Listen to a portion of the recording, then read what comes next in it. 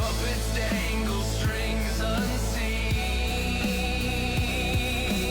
Life's a trick, a cruel machine. Do you see it? Do you feel it? Or just believe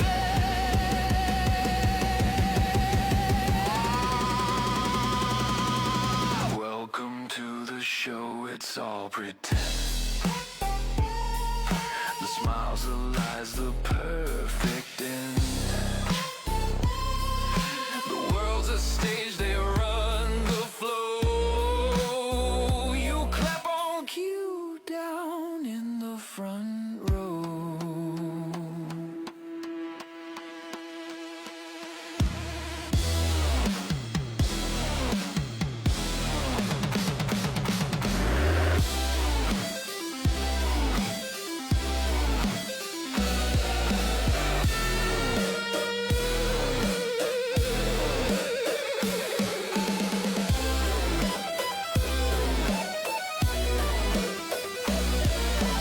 Round and round the carousel, a twisted tune you know too well. Spinning faster, no escape. The curtain falls a final shade.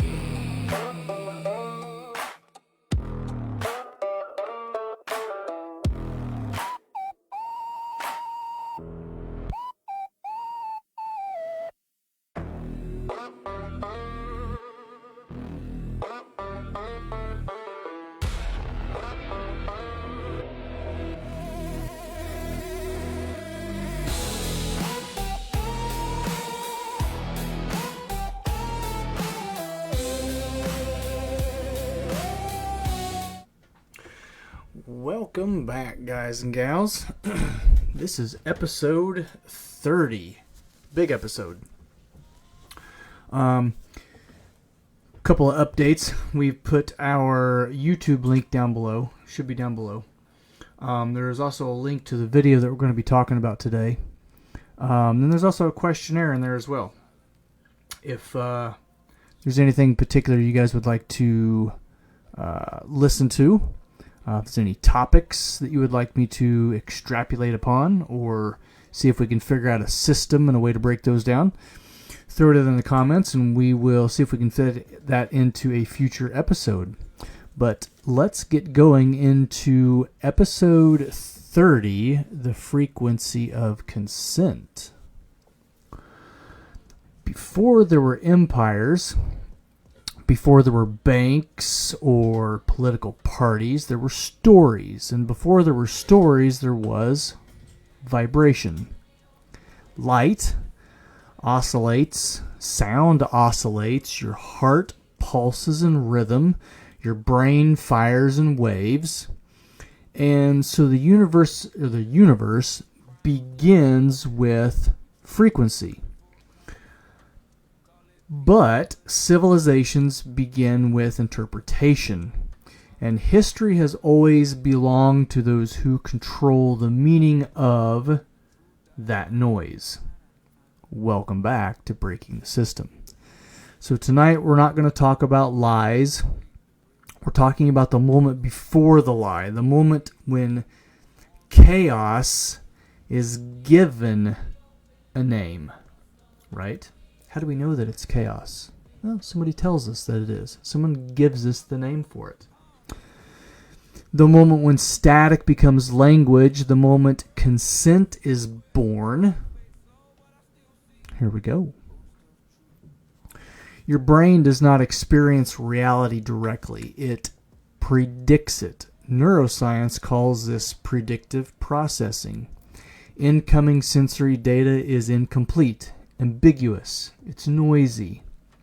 And your brain fills in the gaps using things like prior belief, authority signals, emotional framing, repetition, right? And a mixture of those things. It prefers coherence over uncertainty. We like to be able to understand and make sense of things, and that's what our brain is trying to do. So it prefers a stable explanation over unresolved ambiguity. You don't see reality. You see your brain's best guess. And that guess can be guided. And here's the cool part. Okay? Stick with me. There's a short public clip online. We're going to throw that up here in just a second. It plays a distorted mechanical sound at first. It's meaningless. It's noise. It doesn't say anything that we think of. Then the narrator tells you what it says. And then they replay it. And suddenly, it's like this epiphany. You hear it. It's clear. It's obvious. And once you hear it, you can't unhear it. And so nothing in the waveform has changed. The frequency didn't change. So what changed? Well, you did. Okay? Let's look at it. Give me just a second here. Okay, here we go.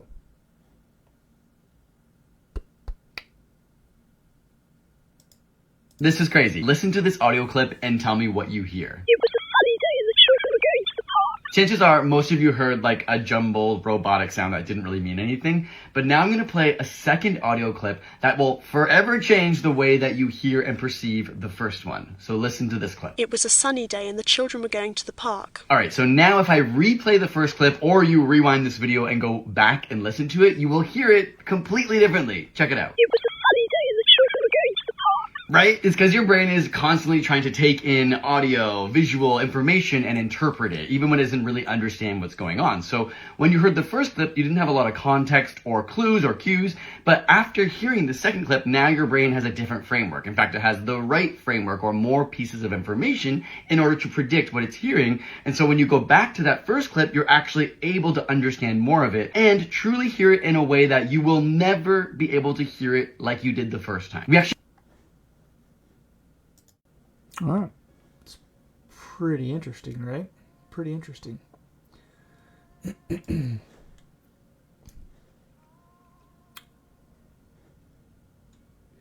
Get this pulled back up over here.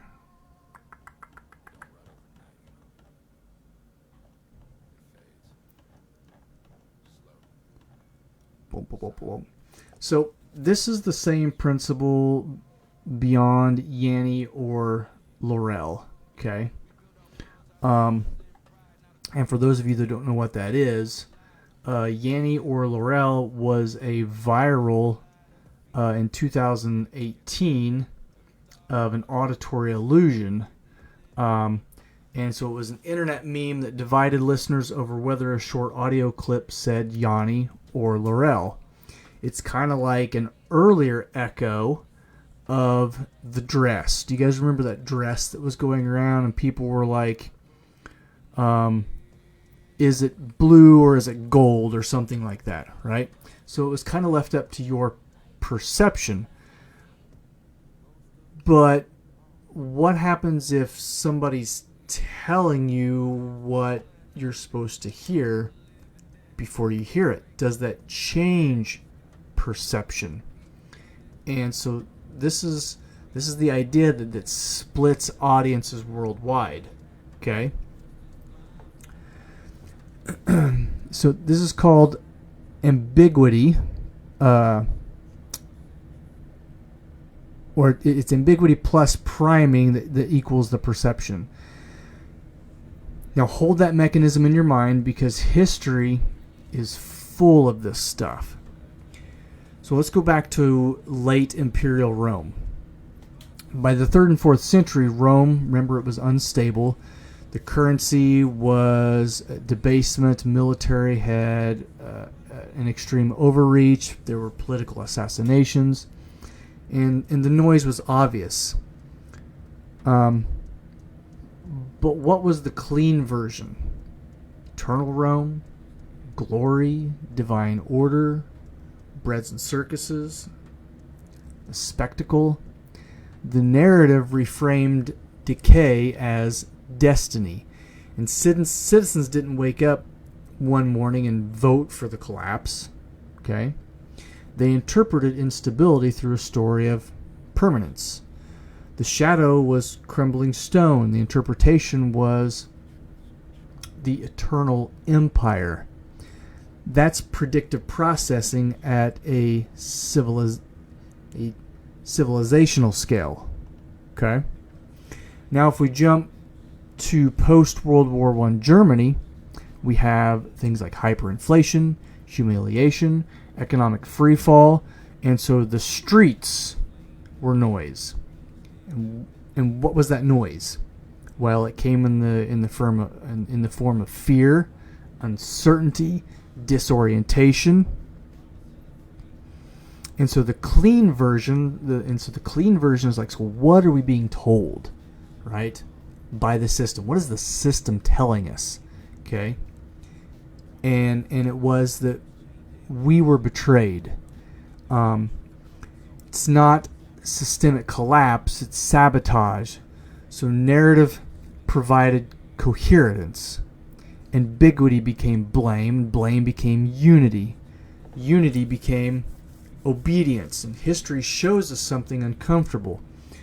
When chaos is loud enough, people don't demand complexity, they demand clarity. And whoever provides it first controls what? Well, they control the interpretation. Okay? Consider the British India East Company was a trading enterprise that became a governing power, that became an empire, and the noise was economic exploitation. The clean version of that was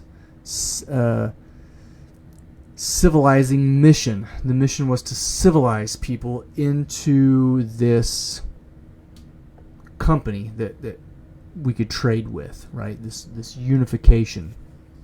And so commerce reframed a moral duty. Extraction reframed progress, and when language shifts first, resistance weakens, because people interpret what they're seeing through the moral key that they've just been handed to. In the late 20th century, something changed. Speed of interpretation accelerated. What was that? It was a couple different things. We had radio, television, and mass print. Narrative could now arrive simultaneously with events for the first time in history. Okay? And by the time citizens processed what happened, the explanation was already installed. Wars were framed, crashes were justified, surveillance was normalized, not through frequency manipulation, through interpretation management. The key always arrived with the noise, right? So just like that clip that I showed you, if I told you what the clip was saying as you were hearing it, you wouldn't have to guess anything. Like, you would already know what the clip was saying because I just told you what it was said, right? Or would you interpret that because I'm telling you what you're hearing? Okay? That's important. So now let's return to the illusion, the distorted audio. Once you hear the clean version, your brain, it reinforces it. And you begin hearing confirmation everywhere. And this is how narratives sustain themselves. Not because anyone is forced, but because once coercion is installed, contradiction feels threatening.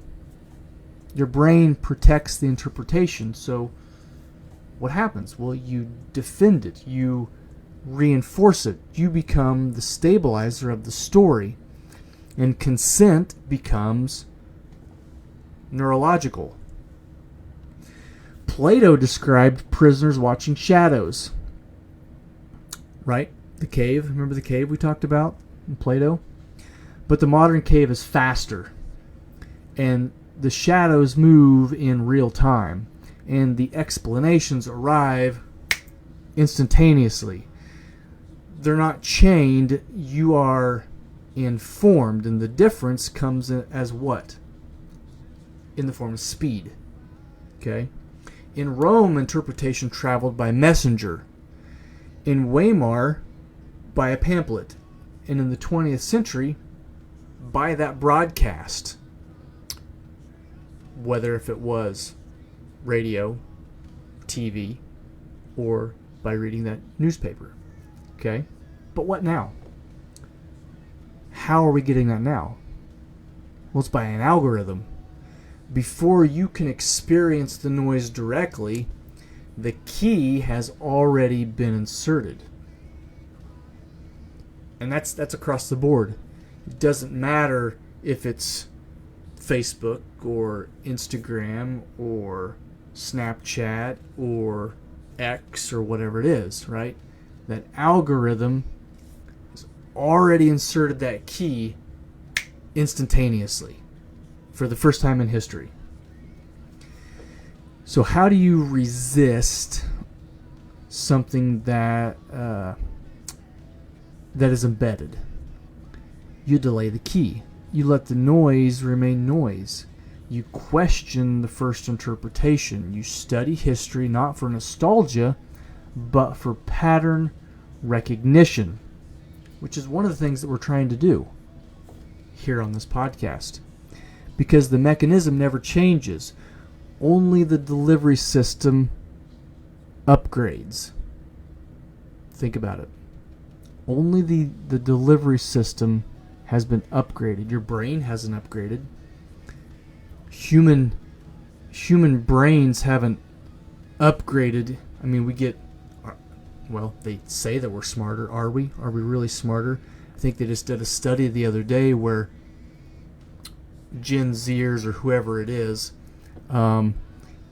actually in a cognitive decline because of all of the noise that is within the system. So the system is actually making us dumber by this whole process. Okay? We're not left to interpret anything anymore.